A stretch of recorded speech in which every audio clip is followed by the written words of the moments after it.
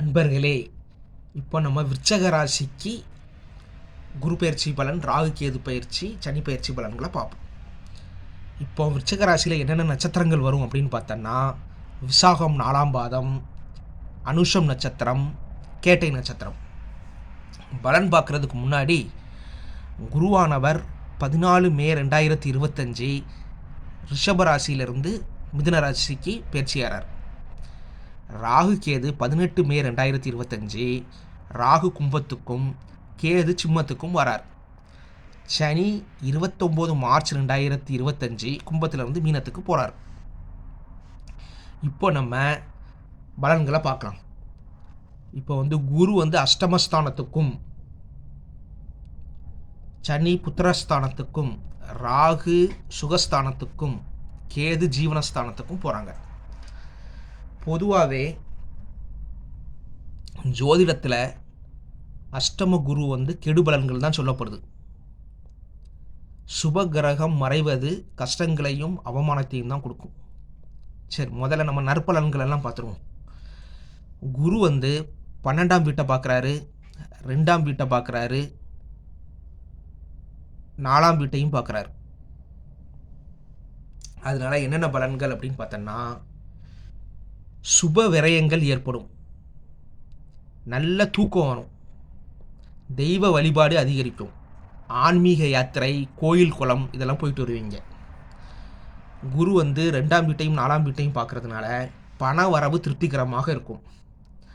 மாணவர்கள் கல்வியில் நல்ல மதிப்பெண்கள் பெறுவார்கள். புதிய வீடு வாகனம் வாங்கலாம். குடும்பத்தில் சந்தோஷம் இருக்கும். தாயாரின் உடல்நிலை நன்றாக இருக்கும். ஓகேங்களா? கேது 10ல் வரார். அதனால் தொழில் மேன்மை உண்டாகும். உத்தியோகத்தில் மேலதிகாரி பொறுப்புகளை உங்களிடம் ஒப்படைப்பார்கள். வேலை இல்லாதவர்களுக்கு, வேலை தேடியவர்களுக்கு நல்ல வேலை அமையும். உத்தியோகத்தில் பதவி உயர்வு உண்டாகும். சரி, இப்போ சனி என்ன பண்ணுவார்னா, 5ல் உள்ள சனி கெடுபலன்களை தருவதில்லை, நற்பலன்களை தான் செய்யும். 5ல் சனி என்ன பண்ணுவார்? குலதெய்வ வழிபாடு, இஷ்ட தெய்வ வழிபாடை அதிகரிப்பார். பிள்ளைகளால் சந்தோஷம் கிடைக்கும். இப்போ ஆனால் சனி 7ஆம் வீட்டையும் பார்க்குறாரு, 2ஆம் வீட்டையும் பார்க்குறாரு. அதனால் சில சின்ன சின்ன கருத்து வேறுபாடுகள் கணவன் மனைவி இடையே வரலாம். அதனால் விட்டு கொடுத்து போவது நல்லது. சரி, இப்போ இந்த 8ல் உள்ள குரு சாதகமான அமைப்பு கிடையாது. இது பிரச்சனைகளை கொடுக்கும், ஏமாற்றத்தையும் கொடுக்கும். அதனால எச்சரிக்கை தேவை.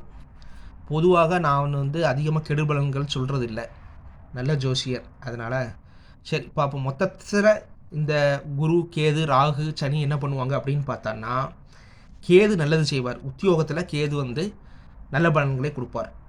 ராகு சுகஸ்தானத்தில் இருக்கிறதுனால கெடுப்பார், வீண்பலி சுமத்துவார். ஆனால் குருவின் பார்வையில் இருக்கிறதுனால பரவாயில்லை, அவ்வளவா கெடுபலன்கள் கொடுப்பதில்லை. சனி 5ல் இருக்கிறது ஓரளவு நற்பலன்களை தான் கொடுப்பார். குரு மறைஞ்சதுனால நற்பலன்களை அதிகமாக குருவால் கொடுக்க முடியாது. இதுதான் பலன். ஸோ மொத்தத்தில் எத்தனை பர்சன்டேஜ் விருச்சகத்துக்கு அப்படின்னு பார்த்தோன்னா 71%. இது பொது பலன் தான். உங்களுடைய சுய ஜாதகத்தில் பொறுத்து அதனுடைய தசா என்ன நடக்கு, புத்தி என்ன நடக்கு, என்ன பாவம் வேலை செய்யுது, லக்னாதிபதி எப்படி இருக்காரு, ராசியாதிபதி எப்படி இருக்காரு, யோக தசை நடக்கா, அவயோக தசை நடக்கா, யோகங்கள் எப்படி இருக்குது, அதில் கிரகங்கள்லாம் அஷ்டவர்க்க பரல் எவ்வளோ வாங்கியிருக்கு, கிரகம் வக்கரமாகா வர்க்கோத்தமமாக இருக்கா, என்ன அப்படின்னு நிறைய டீட்டெயிலாக பார்க்கலாம். அதனால் நீங்கள் என்னுடைய வாட்ஸ்அப் நம்பருக்கு கால் பண்ணுங்கள். வாட்ஸ்அப் நம்பர் இந்த கொடுத்துருக்குறேன், நீங்கள் கால் பண்ணுங்கள். அதே மாதிரி என்னுடைய சேனலில் சப்ஸ்கிரைப் பண்ணுங்கள். மந்த்லி ராசி பலன் வீடியோலாம் ரிலீஸ் பண்ணுவேன். சரி, ஓகே, நன்றி. வாழ்க வளமுடன்.